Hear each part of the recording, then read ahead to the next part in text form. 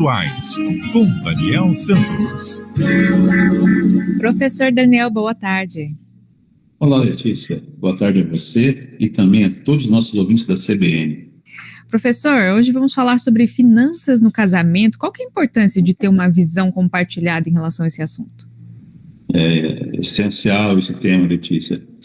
Vi recentemente uma pesquisa que está repetindo a pesquisa de tempos atrás, dizendo que entre os dois principais motivos de separação, dinheiro é o primeiro, e o segundo é relacionamento, relações sexuais, inclusive.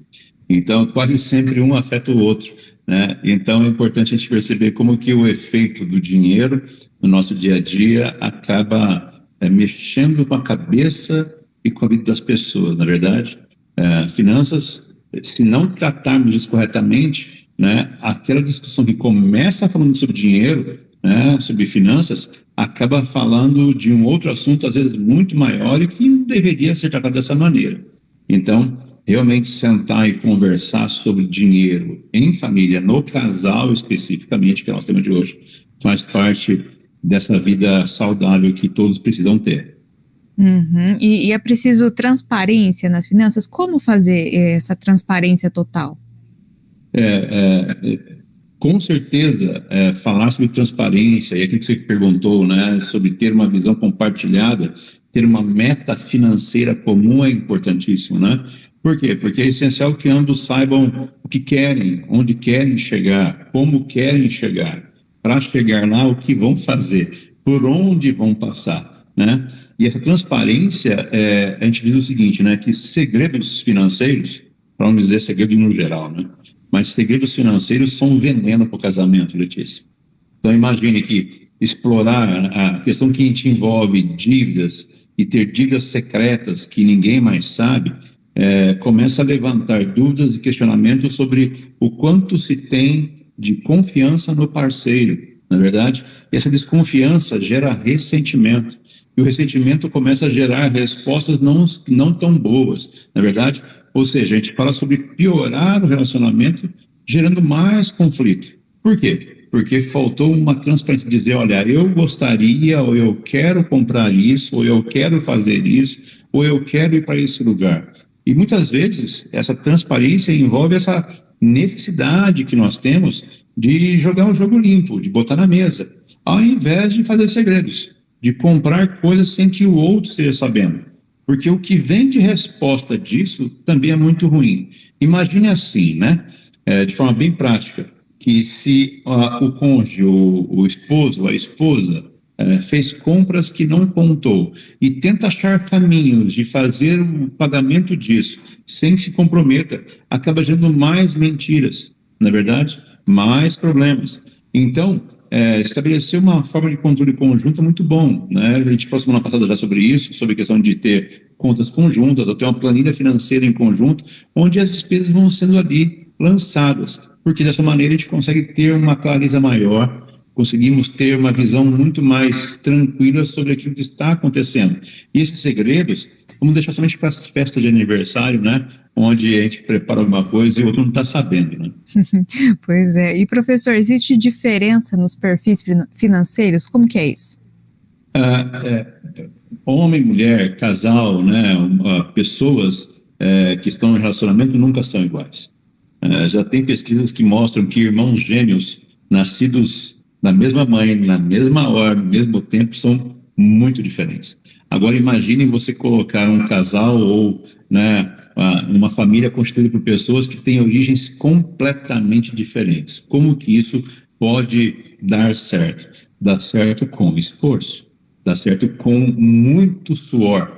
E o suor dos dois tipos, se a gente se lembrar da nossa conversa inicial a respeito daquilo que provoca das maiores causas de separação, né? Então, esse conflito é porque às vezes algum é mais poupador, enquanto que o outro é um pouco mais gastão, né?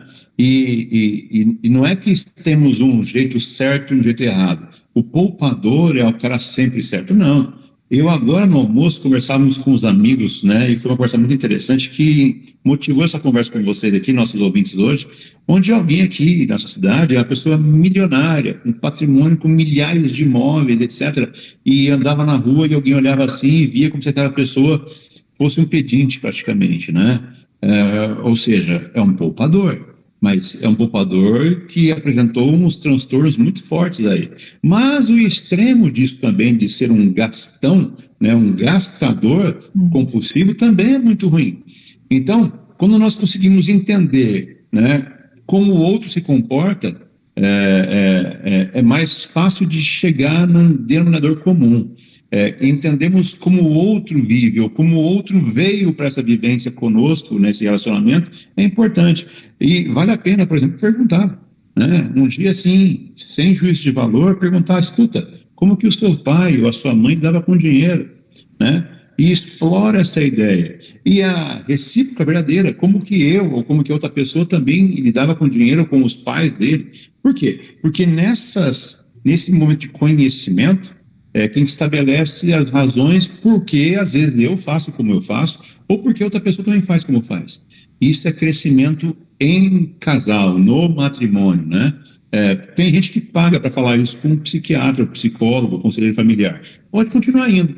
Mas às vezes um bate-papo em casa desarmado, na verdade, sem pressão na mesa, sem bate-boca, sem discussão, é muito legal, porque isso traz um relacionamento muito mais saudável e de confiança de uma pessoa em outra, na verdade. Uhum. E como fazer um planejamento financeiro em conjunto? A gente fala sobre incluir nesse orçamento tantas questões que são básicas como as prioridades de cada pessoa, né? Ou seja, não é a minha prioridade que impera. Mas eu sou que ganha mais dinheiro. Escuta, mas nós somos um casal. Nós estamos juntos nessa vida pela frente aí, né? Vamos partir do pressuposto que não é para separar, senão nem casado, né? Mas o ponto não é porque eu ganho mais que a minha vontade é aquela que manda. Eu, porque ganho mais, tenho um pouco mais de competência em algumas áreas. Agora, se eu amo a pessoa que está comigo, eu também acredito que ela também tem competências que vão contribuir de uma maneira diferente para o mesmo propósito. Então, esse orçamento é legal porque esse trabalho em conjunto, né? E aqui eu falo, vale a piadinha, né? De um casal perfeito, aquele que ganha bem e aquela que gasta bem, ou vice-versa. Não é isso, não é isso. Mas vale muito bem o trabalho de pensar em construir um plano financeiro que faça sentido para os dois, né? Ou seja, não é um que manda, não é o outro que obedece cegamente, mas que ao realizar esse trabalho em conjunto, isso tenha sentido para os dois. Eu não vou gastar porque nós temos um planejamento de fazer algo assim, assim, assado. Em X tempo estamos aposentados, né? Eu digo aposentado para poder fazer a viagem do dia a dia, a viagem que se realiza todo ano para algum lugar, de ter seu dinheiro que já gera para você mesmo um conforto e uma garantia de estabilidade, apesar dos empregos da economia. Então, isso é um legal do planejamento em conjunto. Então, essa dica que eu posso dizer para os nossos ouvintes aqui é de criar um fundo, né, de gastos pessoais, onde cada um pode gastar como quiser. Então, daquilo que se ganha, tira um valor para jogar ali os seus anseios, as suas angústias. Mas é pouquinho. Então, se é pouquinho, a solução é que o casal trabalhe, desenvolva uma função, uma atividade, vai empreender alguma coisa para ganhar uma grana um pouco maior. E então esse pouquinho virá um pouquinho mais maior, ou um pocão, né? Ou muito dinheiro. Então, isso estabelece esse limite da individualidade, que é muito importante, né? Porque senão fica muito ruim dizer, olha, escuta aqui, tudo que eu vou gastar para comprar uma bala, eu tenho que pegar e pedir para você. Isso é muito ruim. Isso deprime, isso ofende, isso atrapalha o relacionamento, não é verdade? Uhum. Então, acho que passar a enxergar o dinheiro de uma forma diferente, né, professor? Exato. Ele é uma ferramenta. Ao invés de pensar que o dinheiro é o meio ou a razão pela qual as pessoas brigam, o dinheiro pode ser um meio pelo qual as pessoas usam como ferramenta para estreitar e aperfeiçoar a relação, não é verdade? Então, ele não precisa ser o vilão do casamento, não precisa ser a razão da briga para poder criar uma separação, etc. Mas ele pode ser, sim, um meio pelo qual as pessoas começam a aumentar o seu nível de confiança. E fica aqui o desafio para os nossos ouvintes, para que tentem essa semana conversar com os seus companheiros, os seus esposos e esposas, né?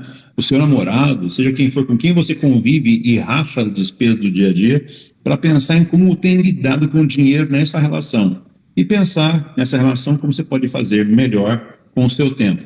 Porque se tiver dinheiro na relação e tiver com uma relação saudável, eu acho que as outras razões pelas quais as pessoas separam vão também melhorar bastante, não é verdade, Letícia? É isso aí, professor. Muito obrigada por essa conversa aqui na CBN. Até a próxima semana. Até a semana que vem. Um grande abraço. Até mais. Agora, 3h22.